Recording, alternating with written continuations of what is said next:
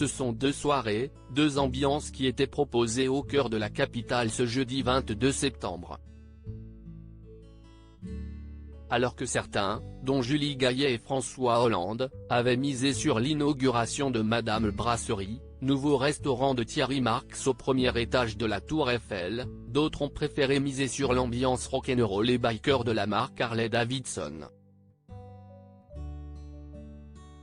C'est sur la boutique du boulevard Beaumarchais, près de la place de la Bastille, que les convives, fans de moto et autres admirateurs de la Griffe ont pu découvrir les nouveautés qu'elle avait à proposer. Au programme, un petit tour de magasin mais aussi et surtout des jeux, du photocall à gogo et une bonne tranche de rigolade. Maxime Dermé s'est montré très complice avec l'ex de Yannick Noah Isabelle Camus et la joueuse de basket Émilie Gomis.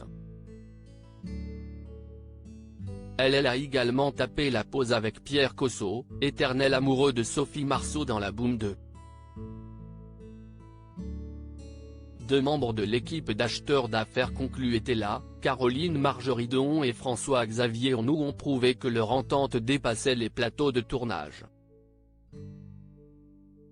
Alexandra Vandernoot, star d'ici tout commence, veste à franges camel sur les épaules, s'est éclatée comme jamais.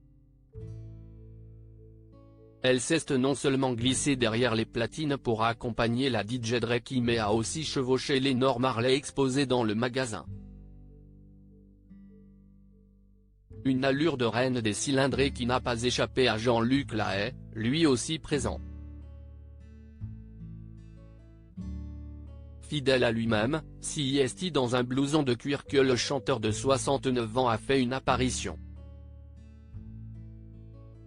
Il a enchaîné les poses près du bolide avant de retrouver Bébert des Forbans comme au bon vieux temps.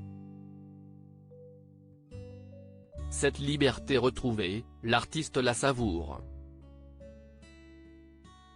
Il y a encore 4 mois, Jean-Luc Lahaye effectuait une peine de prison dans le quartier VIP de la Maison de la Santé. Après 6 mois derrière les barreaux, il était finalement libéré après la révélation de nouveaux éléments dans l'affaire de viol et d'agression sexuelle sur mineurs dont il est accusé. Pour l'heure, il reste mis en examen. Jean-Luc Lahaye reste présumé innocent des faits qui lui sont reprochés jusqu'à la clôture définitive de l'affaire.